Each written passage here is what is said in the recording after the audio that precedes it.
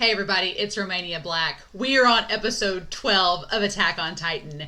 Last episode started out really great. Pixis having this plan.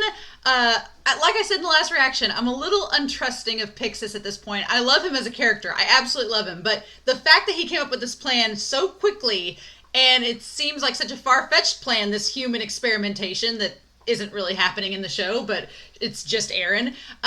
It makes me a little wary of Pixis, so I love him as a character. He's awesome, but I'm gonna put a pin in him for later. I'm like, I don't know, something about him. I'm just like, something about him just rubbed me not the wrong way, but just made me a little uneasy. So I'm gonna keep my eyes peeled on Pixis. But yeah, so everything seemed to be going okay. Armin had this amazing plan. Things are going fine. All Eren has to do is grab the boulder and move it from point A to point B. But what does he do? He turns around and attacks Mikasa at the last minute. And that's where he left off. So what a cliffhanger, right? But the reason I want to talk about this before we start the episode is that one of the YouTube commenters, K.A. From Japan, was noting in some previous, way back in episode 6, was noting how Mikasa has that energy surrounding her when she goes to kill the guy to save Eren. And she has that same energy in episode 7 when she's about to take on the Titan. You know, she thinks that this is the last stand. She's like, I'm going to go out swinging. And she goes and gets that spark in her and goes towards the Titan. And this is my crackpot theory, is that rewatching these episodes, I was like, wait a minute. I'm like, that same energy is kind of like the transformation energy for a Titan. But Mikasa has it. So I'm like, one, we've established that Mikasa is the last of her people, of her race. If her and her mom were the last ones that were Asian. And she's kind of half Asian because her dad, his last name is Ackerman, so he's not full. So I'm like, one crackpot theory to keep in the back of my brain is, are the people that can become Titans, because Eren can become a Titan by biting himself, are the people that can become Titans ones that have Asian descent? Do they have that ability, innate ability inside of them? Is that something that's there? Which would mean Mikasa has that same ability, right? She just hasn't tapped into it. Mikasa as a Titan would be insanity. It would be absolute insanity. So that was theory one. I'm like, is that connected? Is that all connected there? That if you have any type of trace or lineage back to Asian descent, because we've established this used to be Earth, does that mean you have that ability? Does that all tie back? I don't know. That's just something in the back of my brain. But the other thing that I was thinking of is, if Mikasa does have that innate ability, if that's embedded in her instinctual DNA, does that mean that the reason why Eren attacked her is because there's no other Titans around to distract him, and she's the closest thing to him, and he senses that same presence, and that's why he went after her? I don't know, but there's just something about the way that it was like a fight or flight, and the way that she fought and the way that Eren's fought has that same kind of mentality. So I'm like, is there something in both of their DNA, and Eren's just been able to tap into it and Mikasa hasn't yet? If Mikasa can become a Titan, holy crap, that's going to be insanity. I don't know, y'all. But I was just thinking about that rewatching episodes 6 and 7, so I don't know. That's the only thing I can think of. I just want the plan to go okay, because if it doesn't, then they're screwed. And also, it's going to look bad for Armin and the others involved in Armin's plan, because people are probably going to die, and it's going to be on Eren's hands that he did that. Also, establishing that Eren is kind of a psychopath. He kind of is. I talked about this back in episode 6, but it's funny that he's our main character because, and I'm guessing that's why Levi is there too, because Levi seems a little more grounded or rooted in calm and collected, whereas Eren is kind of a psychopath and has done some crazy things without thinking about it, or even if they're premeditated, because someone was commenting back at episode 6, they were like, yeah, Eren thought about killing those people. It was premeditated. And granted, it was to save Mikasa, but he's got kind of a ruthless streak to him. And I'm like, oh, okay, so we're entrusting our hope to this character that has psychopathic tendencies. Awesome. So again, I'm just waiting for Levi to become more prevalent in the story, because I think it's going to be really good. But I don't know. But yeah, so just some pre-episode thoughts.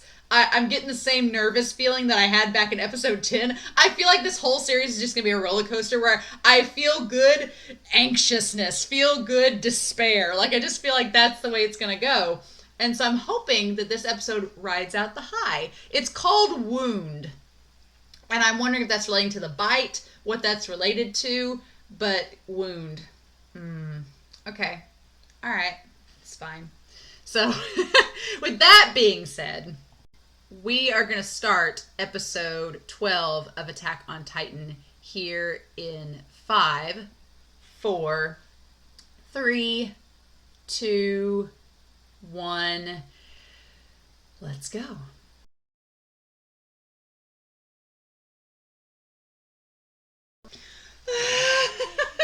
This show, we hadn't had a real big cliffhanger in a couple episodes, so I was like, oh yeah, but oh god.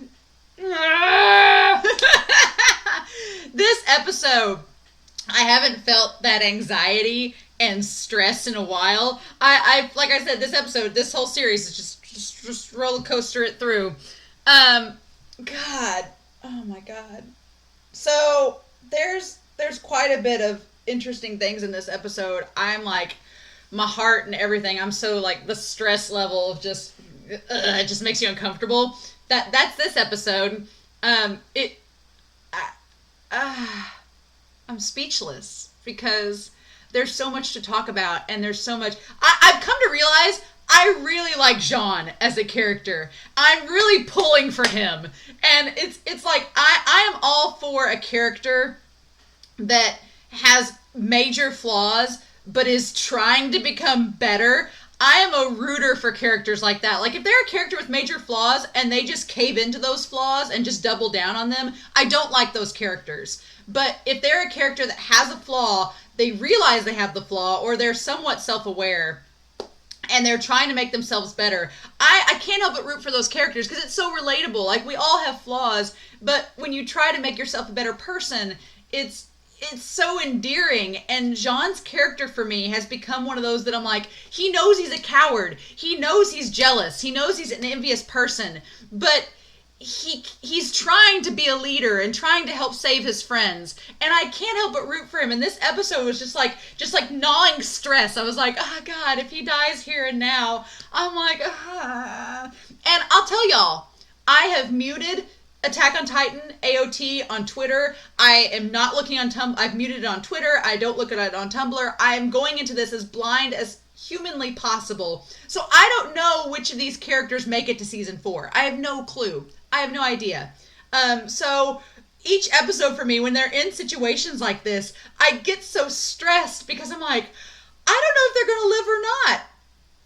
And so, like, at any moment, these characters could die, and I'm going to freak out because you get so attached to them already. Like I said, I've said in previous reactions, this reminds me a lot of Game of Thrones. And I loved Game of Thrones up until midway through the 8th season, but that's a whole other discussion.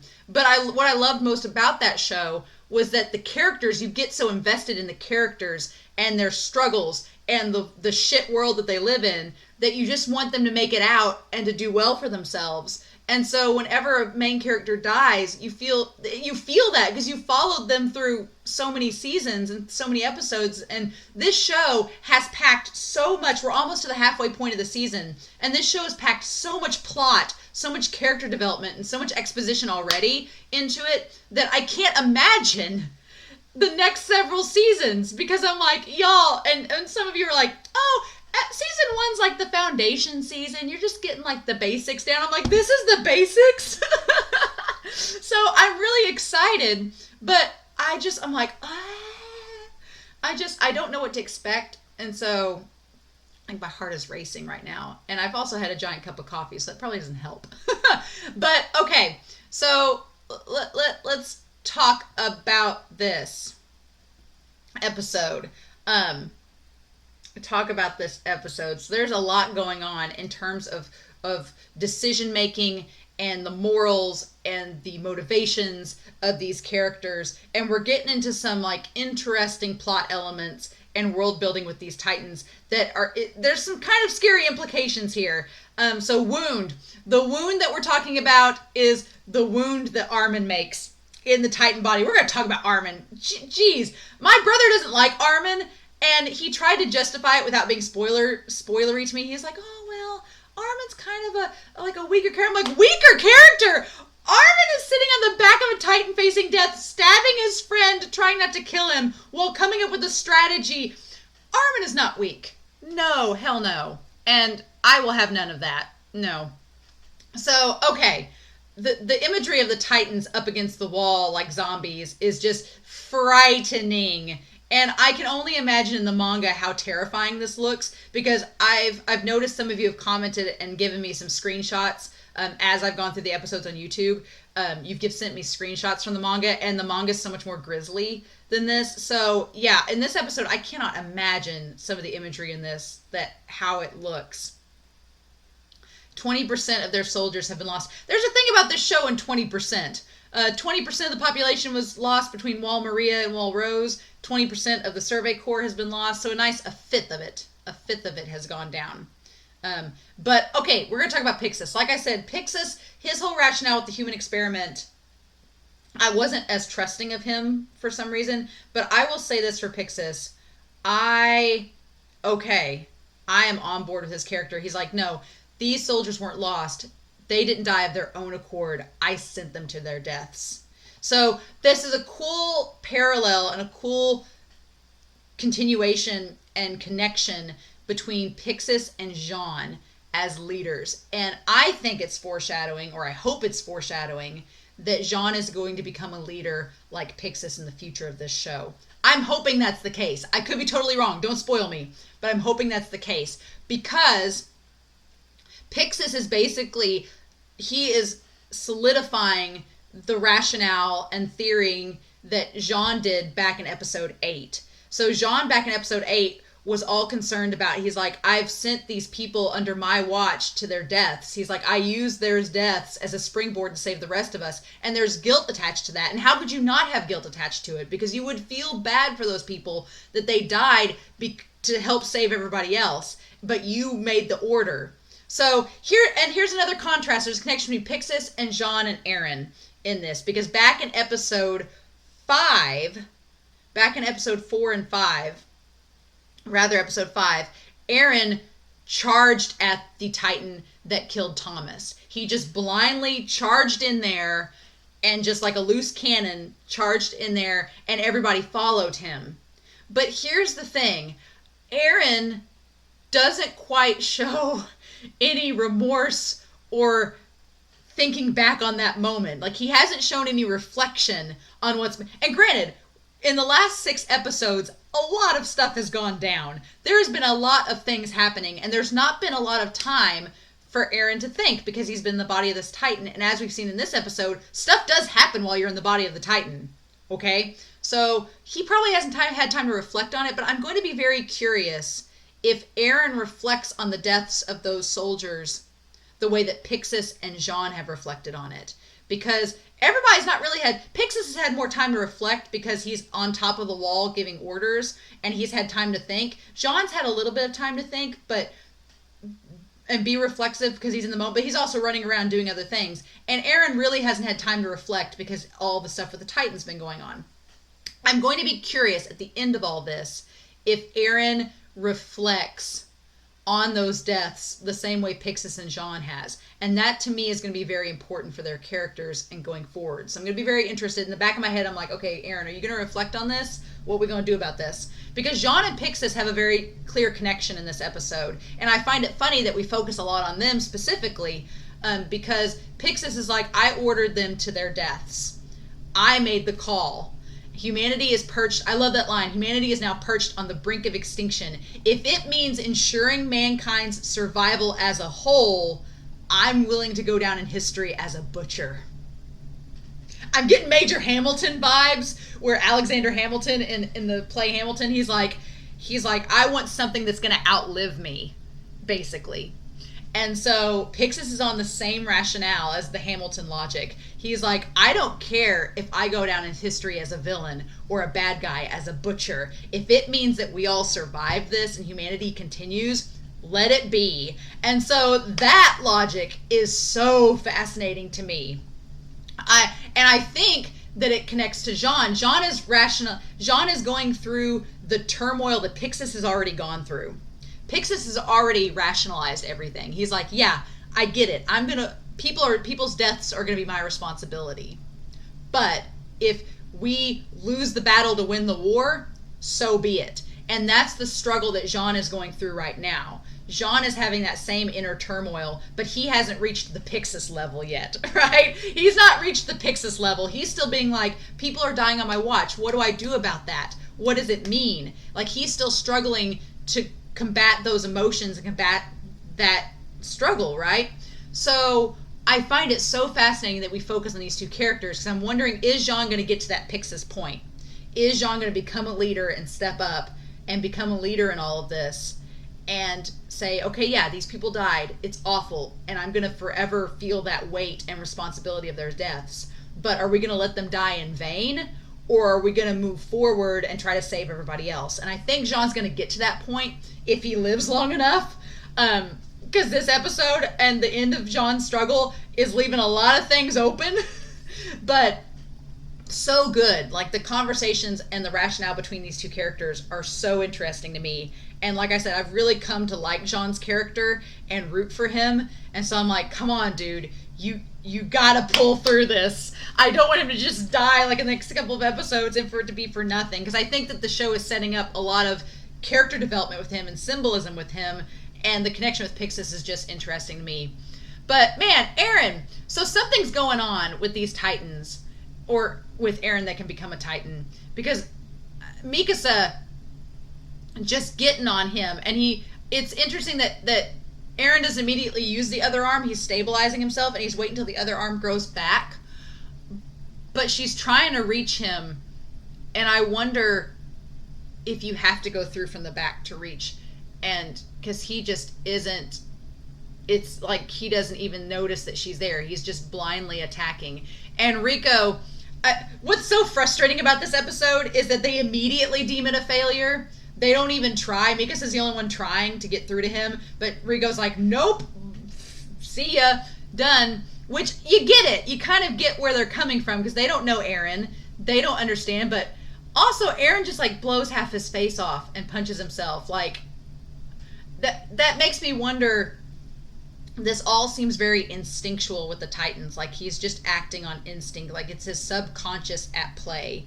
Like, his subconscious. So when he attacked all the Titans back in episode 7 and 8, we see him have the house in the vision of the house in this episode. Did he have that vision back in episode 7 and 8? Or was it just... Because back then he was instinctually wanting to survive and break out of the Titan that he was stuck in. And his whole motivations were based on his friends had died, his family had died. He's, trying to get out of there and survive too, to save them. So he kind of acted on instinct there. And this time, it's different. So I'm curious that later down the road, when we get more into the Titans and how they tick, and more into Eren, because I'm assuming we're going to get to that point, I'm so curious finding out what that is. And thank you all for not spoiling me, because it's a lot of mystery and intrigue for me to build up and think about. But that look that Mikasa gives, Ian reacts to it. And you can tell Ian feels guilty. Because Mikasa and Ian, I feel like, are on the same wavelength. They're on the same wavelength and thought process here. Mikasa knows they can't abandon the mission. This is the one shot they got. Getting Eren to move the boulder is the only opportunity they have to close the wall. Otherwise, they're screwed. There's no other way. And Ian looking away kind of in shame is him realizing, yeah, I'm with you, Mikasa. I know exactly what we got to do. But him being the leader, it's him figuring out how to word it. How do I phrase it to the other troops to make them be on board as well, right? Because like Rico said in the last couple episodes, people only react to fear for so long, so you've got to have something to back it up. There has to be hope there. There has to be another emotion to get them on board. And so we cut back the red flare being a signal that the mission had failed, and Pixis just looks... The animation on Pixis, he looks very, very disgruntled, and obviously... He's like, well, shit, now that people are going to see that red flare, they're going to get all hopeless. What are we going to do? And then everybody else is going to see it as well. And Armin being like, what do you mean the mission's failed? And just running off. I worry for Armin, because Armin's smart. and he's strong-willed, but physically he's not as strong as some of the others. So that's what makes me worried for him. And then everybody's like starting to panic, and Pixis is like, no, we're sticking. And I love Pixis's resolve. He's like, I put these guys in charge because they're the best of the best. They will figure it out. We're not going to abandon the mission. And he just looks so dead-eyed there. He's like, no. And you can tell he's steeling himself. He's like stealing his own resolve. Like he's trying not to panic too. He's like, no, they're the best of the best. The fate of mankind's on their shoulders. They're not going to admit defeat easily. I put Ian in charge for a reason. He's not going to let me down. We don't want our soldiers that have fallen to die in vain. So we're going to struggle as long as we live. The chance to struggle.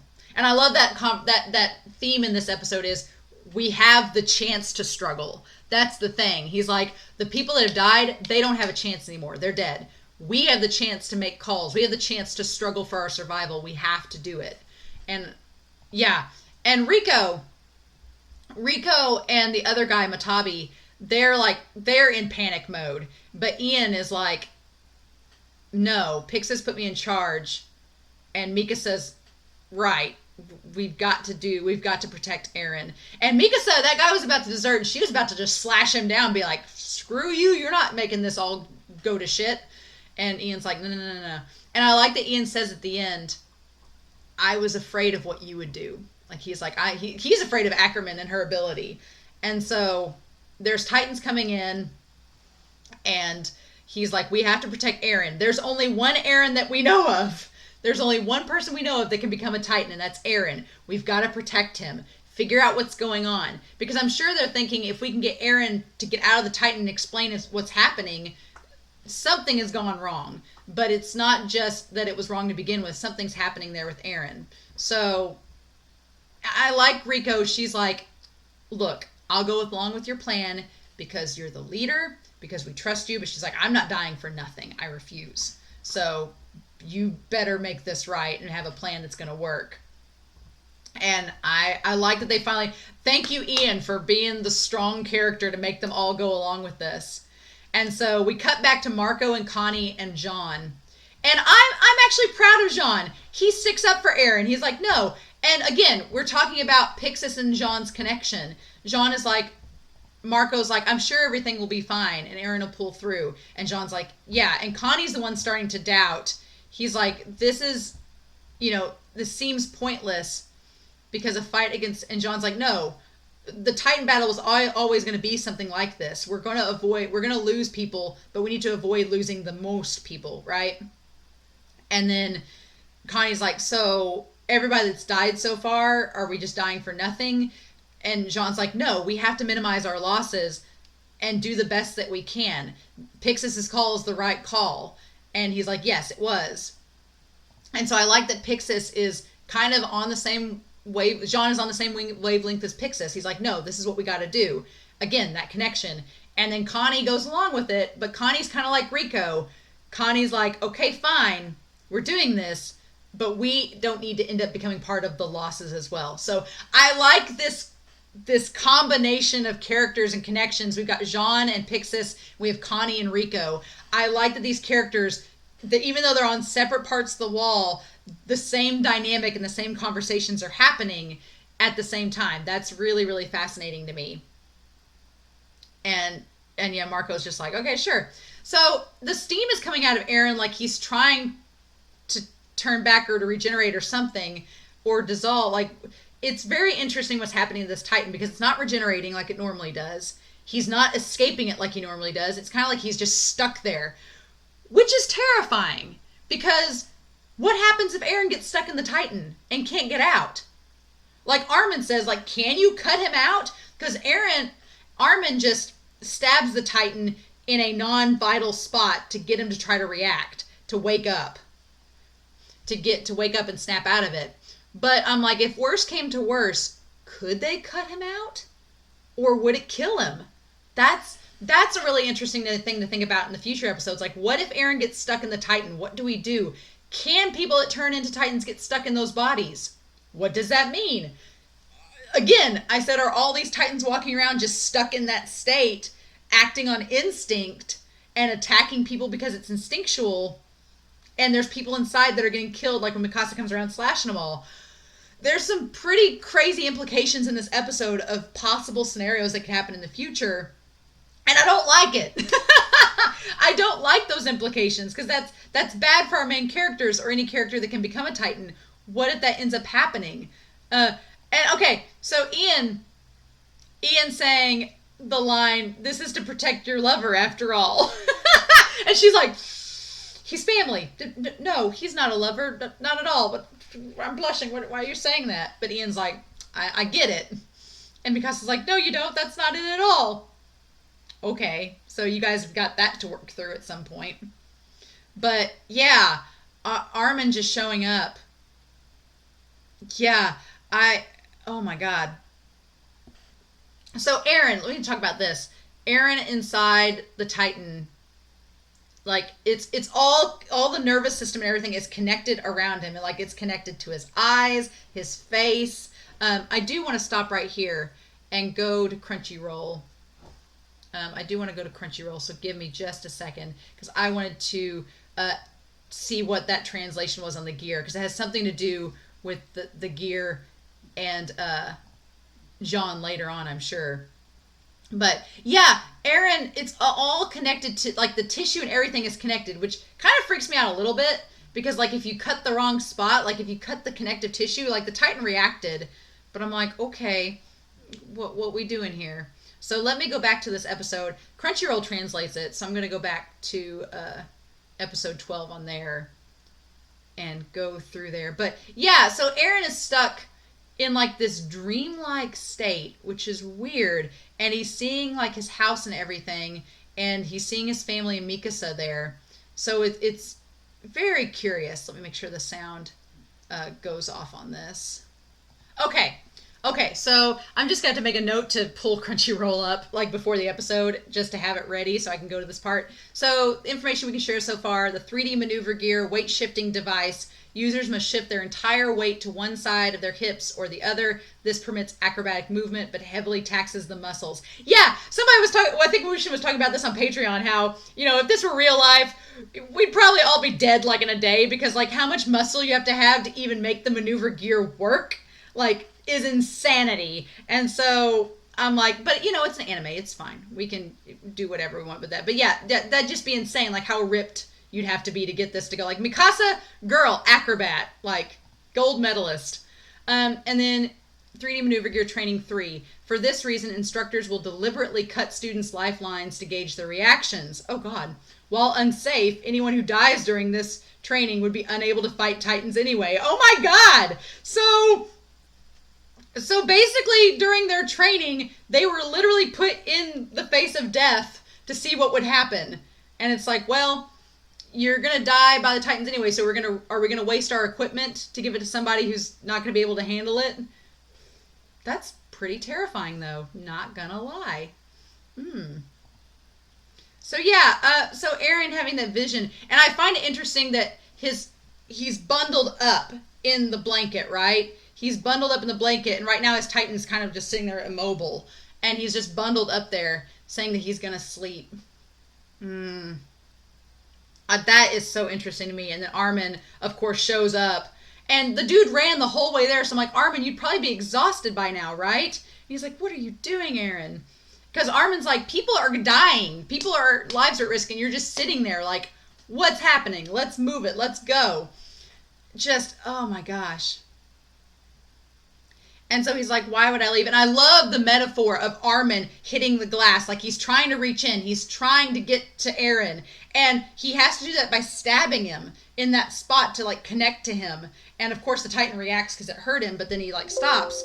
And I love that the metaphor of Armin beating on the glass, being like, Eren, you can hear me. And Eren's like, I can, but like, why would I go outside? So again, terrifying implications of if Eren can actually leave or not. That's pretty scary. But yeah, so then Jean's whole thing, oh my God, like just stress city, my friends, stress city of Jean just going and trying to escape the Titan and nearly dying. I'm like, Jean, please don't die. I'm not ready for him to die. But here's the thing, Jean, his maneuver gear failing, is a nice callback to episode 3, because I'm not sure if it's the same part that malfunctioned in episode 3 or what happened. But Jean has that. He's stuck in the house, which I like the symbolism, the connection of Jean to Eren. Eren's in the house at peace, seemingly, unaware of what's happening around him in this state of complacency, whereas Jean is in this house that's been abandoned, that's been trashed, fighting for his life. So again, that symbolism between those two moments is so interesting to me. And then Jean looks out and sees the guy. It looked like he was crushed by debris. And so he saw the guy crushed, but his maneuver gear looked like it could work. So it's like, I feel like next episode, Jean is going to try to get to that maneuver gear and switch it out. But I'm like, that's so dangerous, and how much time that would take. Like, are you going to die in the meantime? And again, next episode is called Primal Desires. I saw that when I was looking at Crunchyroll. The thing that said Primal Desires is the episode title for next episode. So that's not really a spoiler to me, because I don't know what's going to happen. But I'm wondering if you've got Jean having a primal desire to live, and you've got Eren having a primal desire, because that ties to the end of this episode where Armin's like, okay, fine, you won't listen to reason. He's like, why did we want to go outside? Again, Armin is big brain. Armin is our strategist, and he's like, fine, if I can't physically get to you, I'm going to mentally get to you. And he's like, look, why did you want to go outside? Why did you want to go outside the walls? He's like, my parents are probably dead, and they wanted to go outside the walls. They risked everything to get there. Why did you want to do it too? And then Eren's like, and that's what snaps Eren, his will, his whole resolve, his motivation to live. He's like, why wouldn't I want to go outside? I was born in this world. It's like a bird that can fly doesn't want to be caged. It goes right back to episode 1, right back to his whole motivation of joining the Survey Corps. He's like, and for a second, Armin's like, well, he's like, you don't want to think about the Survey Corps because you didn't want me joining it, so you never talked about it. And it's like, maybe that's true. That part of it, I feel like with Armin and Mikasa and Eren, they all think that each other motivates. They all think that the other one thinks of themselves in certain ways, and it ties back to their own views of themselves. But that's not quite the case, because like Mikasa back in episode 3, Mikasa was like, oh, well, Eren doesn't want to be separated from us, and that's why he's doing certain things. But the real reason was that Eren didn't want Mikasa to think that he needed her to watch over him all the time. He wanted her to think that he could be self-sufficient and independent. And just like that, in this episode, Armin thinks that Eren stopped talking about the outside world because he didn't want Armin to join the Survey Corps. And maybe that's true, but also could be other motivations besides just that Armin's not aware of. And then Eren's like, you're born in this world, why wouldn't you want to explore it? So there's that innate primal desire. So I'm wondering if that's going to relate to the next episode, but I have no clue if it's what's going to happen. I don't know.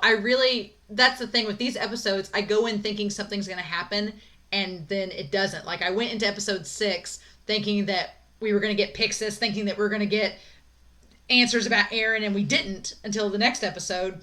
And going into this episode, I thought that Eren was going to get up and move the rock. Didn't happen. And so through the episode, I thought, okay, well, maybe he's going to become Eren again, and they're going to escape with him. Didn't happen. So it looks like at the end of this episode that Eren's coming back to life. So my hope is that next episode he gets the rock. But I don't know if that's going to happen. And that's one thing I love about the show, is that we just don't know what's going to happen going in. We don't have a clue. And that's really exciting. So I'm worried about Jean. I'm worried about Armin, because even if Eren comes back to life, Armin is on his back. Armin is in a very, very bad place, and his blade is stuck in Eren right now. So unless he can pull it out, yank it out, what are we going to do? And Mikasa is off battling Titans. So, and also they established that the big Titans were coming in. So there's lots of things in the back of my mind that are going to be there going into this, because next episode is the halfway point of the season. Of course it is. So there's a lot of things going into my mind going into the next episode. One, Jean's safety, because he's going to have to do a very dangerous move if he thinks he's going to switch out the gear. And I don't know if anybody's watching his back. Maybe Annie and Reiner are, I hope, because otherwise Jean's doing like a suicide mission. So you got Jean to worry about. You have Connie to worry about because he basically just put a giant death flag on himself when he's like, we just got to make sure we're not part of the losses. Ha ha ha. I'm like, stop saying these things. So we have him to worry about. I'm worried about Marco, obviously, because he's with the group. I'm worried about Reiner and Annie, obviously. I'm worried about Rico because she was like, I refuse to die for nothing. And I'm like, death flag there. I'm worried about Eren, obviously, and getting the job done. I'm worried about Armin because he's on the back of Eren in a very vulnerable position. I'm worried about Mikasa because the two people Mikasa cares about most are in the middle of all this nonsense. And so I'm like, don't let that affect your performance, Mikasa, and ability to stop these Titans. I'm worried about the giant Titans that are still coming through the gate that are headed towards Eren and Armin. Mikasa's like, are they attracted to Eren? And I said that in episode 8. I was like, well, they're cannibalizing and eating him. Are they attracted to him because they know he's inside the Titan? So there's that. And then in the back of all of this stress and things to be anxious about, the start of this episode, they established the Armored Titan. We haven't seen him yet. Maybe he won't show up in this because the Colossal Titan came and went. Maybe he won't show up. I don't know. But that's still in the back of my mind that the Armored Titan could pop up. It's still back there. I don't like that. And he seemed bigger than a 15-meter tall Titan. He didn't seem 50 meters tall, but he seemed like 20, 25. So I don't think Eren could take him even if he did show up. And if he was able to battle, I don't think he could take him. Basically, this episode has increased my stress. And I thought by the end of it, it seemed kind of hopeful. But now that I've talked back through it, I'm like, no, the stress is still there. And next episode's the halfway point of season 1. We're just at the halfway point of season 1. And so much has happened. But y'all warned me. Y'all warned me, but did I listen? No. Okay. Cool. So, anyway, I hope y'all enjoyed this reaction, which was basically Romania Black stressing out for 40 minutes. But I hope you all enjoyed it. I'm curious to know your thoughts down below. I know some of you have commented, you're like, I wish I could talk about theories with you. And I'm like, no. I have a feeling that by the time I get to season 4, we're going to have so much to talk about. But we'll get there. Don't worry. If you guys do want to talk in the comments about spoilers amongst yourselves and theories, go for it. Just put a big spoiler tag and say, Romania, don't read. And then include the rest of it so that I'll know when you post those comments not to read them. So as long as you spoiler tag and make sure that there's a big thing that says Romania, do not read past this point, I won't. And then we'll be good. Some of you have already been doing that in the comments, and so I've really appreciated that, because then I may give you a heart, I may love that comment, but I won't read it. If you give a spoiler tag, I won't read it. So, but I am curious to know your thoughts about this episode. Did it stress you out as much as it stressed me? Because that would be good to know. But in any case, my voice is going hoarse. I'm going to go drink some water. So I hope you all have a wonderful week.